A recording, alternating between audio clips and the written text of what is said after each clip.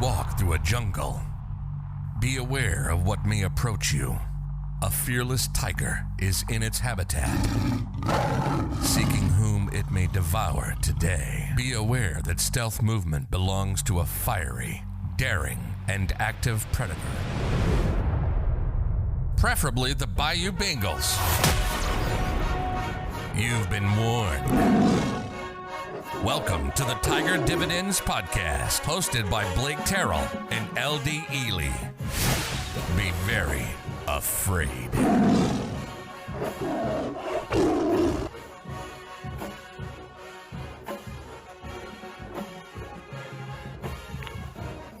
Welcome to the Tiger Dividend Podcast. As my co-host says, it's the greatest podcast on the world. In the world. Well, we discuss LSU football all day and every day. You got a special edition today. It is July 4th, and we have a lot to discuss. But before we get started, we have to give a brief shout out to our sponsor at thenowlegacy.com, servicing the overlooked and the underserved. Thank you for all that you do. Thank you. I'm here with my guy Blake. Today he's my guy. He's not an enemy today, even though normally he would be. But I'm here with my guy Blake, and we have a few topics to discuss. A couple. One thing that's not in our listing to discuss, and I know this is a curveball, but I definitely have to know real quick. Small prediction: Caleb Williams. Where is he going? Oklahoma. Oklahoma. Yeah. Give me a percentage on that. I'm going to say 60-40. 60-40. Oh, wow. And where's the 40 leaning towards? Of course, the home team, the LSU Tigers. Absolutely. I say, to be honest, I would love that curveball, if he just decides to switch it up real quick. That would be great. That would be great. That would be great. But I definitely say about 80% Oklahoma. And I think he woke up this morning struggling with where exactly. I think he he woke up this morning. He probably, had breakfast with his family and said a few prayers here and there. But throughout the day, I think that, last minute pitches via social media and different things that fans will be making and helping push the determination. I think it's going to be Oklahoma as well. Unfortunately. Okay, so on your 20%, who exactly is that 20% going towards? So does Maryland even have a chance? Yes. So I'm going to say Okay. a 10% chance LSU and 10% chance Maryland. The reason being because he's from the DMV, and I want to rule them out because successfully, if he wants to be a top tier quarterback, he knows he can either go and play at Oklahoma, which is not the great choice, but if he chose, he can win the Heisman. Hey, this is true. That's about it. He may choose to go there, and Maryland. They have. And it's a lot of talent up there. Yeah, they have a lot of talent. So, and Tua Tunga. I mean, not Tua. Talia. Yeah, his name is Talia T. I just call him T. Yeah. TT. Yeah. He chose to go to Maryland as well. So. We shall watch and see. But we're on Caleb Williams' watch here, and I truly think hopefully he makes the right decision. It'll be blown out the water. I can tell you that. It'll be something that a lot of people wouldn't expect, but we shall see. Speaking of things that we did not expect to happen, something happened that I just it took me a few hours to process. But makes your stomach hurt a little bit. Yeah, you on the other hand, I mean, you feel a little different about it. Our guy Marcel Brooks. I mean, true enough. I mean, anytime you have a prospect coming in from high school and he picks your school over the thousands of schools that he had reach out to him and offer him a scholarship. Yeah. Like it's it's always gonna be something there. Like you want that player to stay there. Like if he picked you first, you want him to stay there. For all years he played. So 3 to 4 years. So that's how I feel about it. But if we just talking about the right reasons to transfer and what feels right and what's best for him. Yeah. Like it was the right things to do on his part. And we've been getting reports that it was more so because he wanted to be closer to home. I mean, I hate it, On the Flower Mound area, Flower Mound area. Was a big time recruit for us. 5-star. If you ask me, yeah. That's big. The guy had he established himself as a perennial pass rusher. For the Tigers, he was very explosive out the ball, disruptive. He played in 11 games with no starts last year, had 8 tackles and 1.5 sacks to his credit. He had a big sack against Florida. We kind of discussed that yesterday, and he had a half sack against Texas A&M. So the guy was well on his way, and he was definitely a good player. A big part. I felt pretty good about him, but I think we're so deep in talent that I don't want to say he didn't want to compete, but I think we're so deep in talent till if anyone thought that they were just gonna take a starting spot, then like I'm just I have to have this spot. Then I don't think they know LSU football very well because that was never gonna be the case. Yeah, I think Marcel Brooks' decision was really the LSU staff and him, because they had a meeting before his decision was ever made. I feel like it was more scheme wise, like how could he fit? Because he's 6'3" and he doesn't weigh more than 205 pounds. And he wants to be a rusher in a 4-3 defense. Like that's tough to come by and try to establish. I just didn't see it working. Like if he was gonna play 4-3, me personally, I would put him at safety. And I don't think I thought of that the staff was trying to go forward with that. So, and I believe he thinks he could play safety too, to be honest.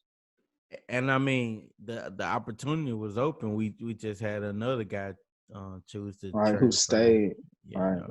And Stevens, who decided to stay. So yeah, the opportunity was definitely there, But we wish you all the luck on your journey, But if you happen to line up against that purple and gold, it's okay. I'm sorry. Man, where do you think his landing spot's gonna be? His new home. I'm hearing from different sources that I shouldn't be surprised if he puts on if he lands in Waco and has a green jersey on this year and playing Yeah, for a familiar coach. So uh, true. That's I'm true. just gonna say that we don't know, but his home is Flower Mound, which is very Waco is a little ways from, South. yeah, Yeah, but um you have TCU, I would which love to see him in person. that would be great. Him and Still, still in purple, right?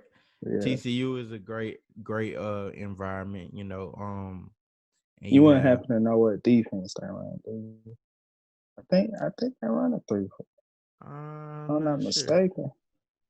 Because if I feel like if TCU runs a 3-4, he's I could 100% say he's going to TCU. But it's Mm, definitely out of TCU and Baylor.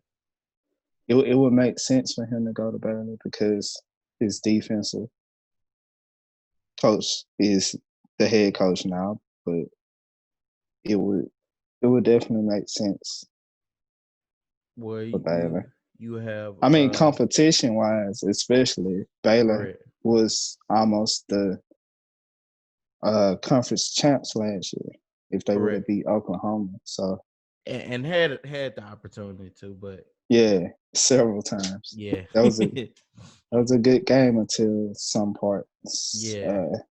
the end parts. So they had the opportunity, but you know,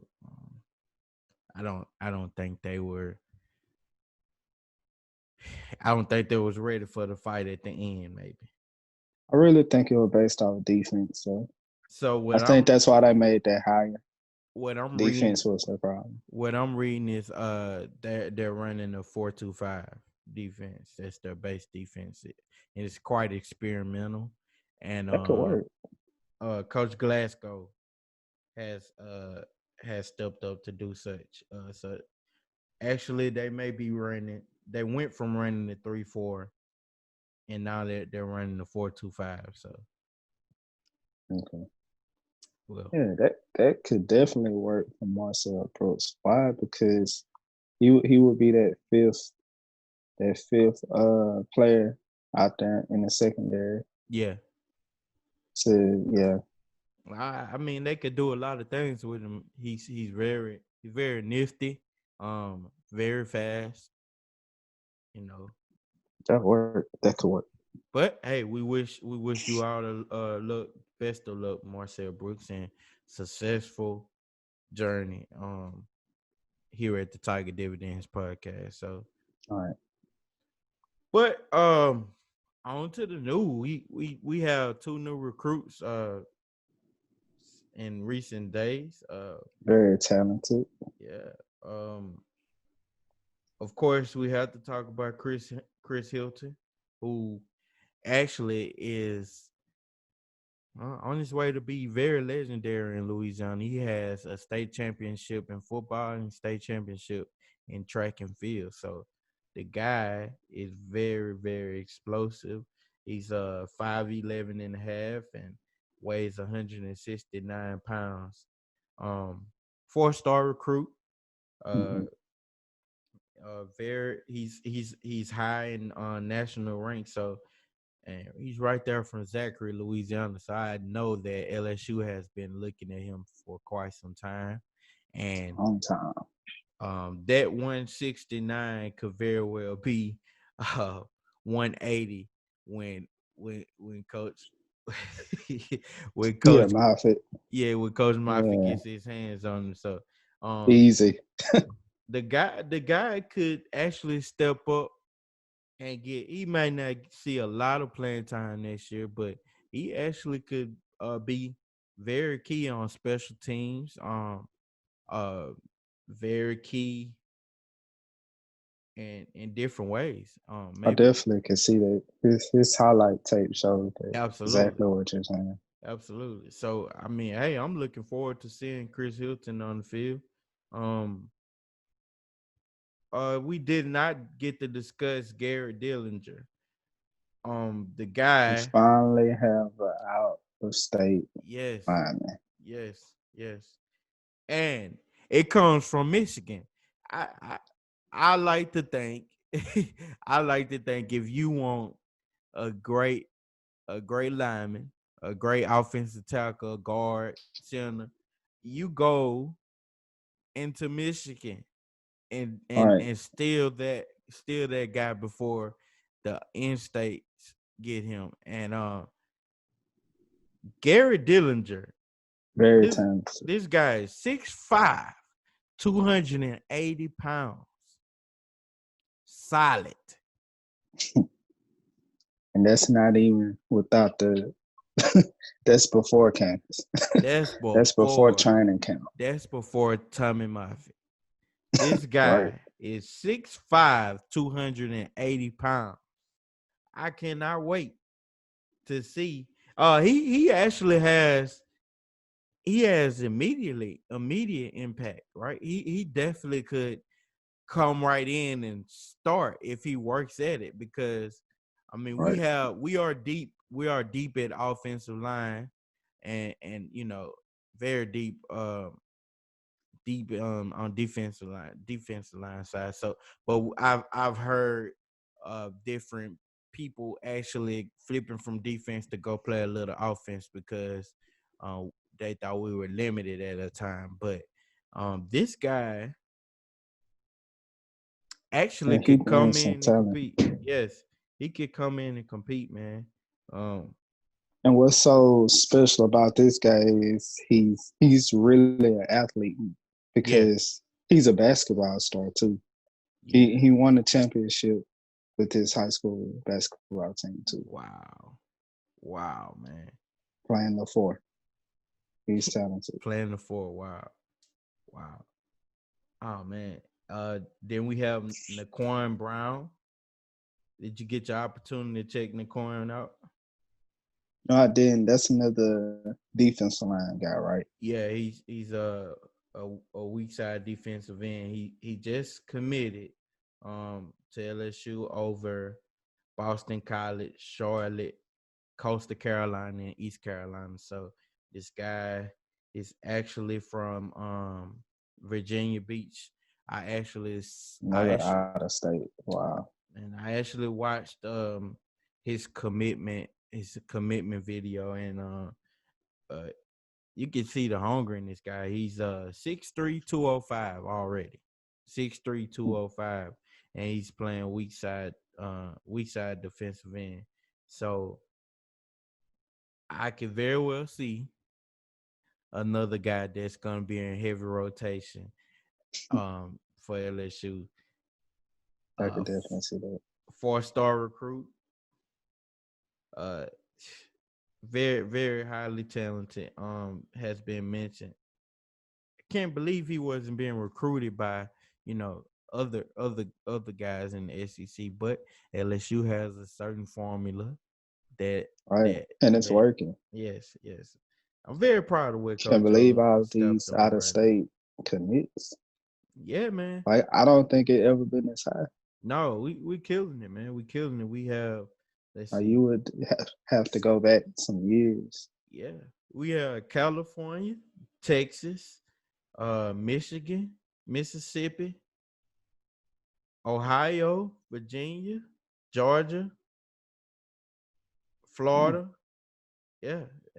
We're killing the game right now, man. And right now, This would never happen in the Les Miles era. ooh. Just just just just being Okay. honest. Blake with the sting at Les Miles. The He was a Mad great Hatter. coach. He just that's another topic for another day. But yeah, it's yeah. Eh, Coach O is really on it. you've been talking about since we're still in recruiting, you've been talking a lot about Mason Smith. Glad you been to that. Yes, please kind of elaborate what you think is actually going to take place in that.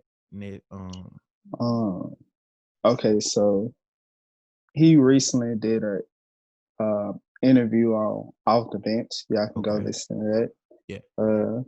But he was just pretty much saying how he feels no pressure to go to LSU since he's right down the street, literally, Mm. and he just trying to be the best player he can be, and he just taking it one day at a time. But if you really just dissect that interview, you can really tell like he's really into the LSU culture and he really want to feel more and see more about what the Tigers are about. So if Mm-hmm. you ask me, like if I had to crystal ball it or give I feel like he's gonna be a Tiger if you ask me.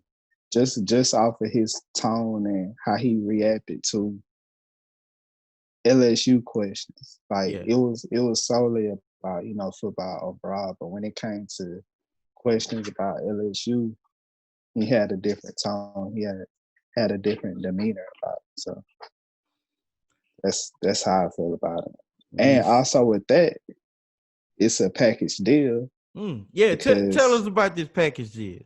because him and what's that guy name? I think he's the number one recruit Whoa, in not 2021. the number one recruit of Yeah, 2021? I think Wow. so. Yeah, the number one recruit. They're pretty good friends and they talk a lot. He actually said he talked to him right before the interview, actually. Wow. Yeah, I think his name Corey. He's Wait a minute. he's not too big of a prospect, but Is this the guy that was once committed elsewhere? I think he was a Tiger, but not the purple and gold, though. But yeah, he was committed to being a Wait a Tiger. minute. So Just you saying he was committed to Death Valley? no, the fake Death Valley, not the real. Wow. Wow. Yeah, yeah, yeah. Yeah. Let's go ahead and break this. Clemson, y'all are not the real Death Valley. Y'all are like the great value version of Death Valley. So please say that. Please just save it. Oh man. And So apparently Corey realized that too because he decommitted. So I mean, it's funny that you good bring it decision, up, Corey. but Clemson also has they have such confidence in what they do. They actually tell the players, hey, once you commit to us, don't go and visit no one else. Don't talk to no one else because That's insane. you committed to us. And it's I guess that's where All In came in. You know, but they were all in the Superdome last year, and then they went all in to the bus, all in to the bus that they rode away, all in with an L. So Yeah, that was an experience. I would hope to see Mason and Corey suit up in their purple and gold, and you know, establish themselves as LSU Tigers. that's like a good package deal though. Just think about it. Like That's fire. this this crazy talent right there. Like pure That's talent. fire.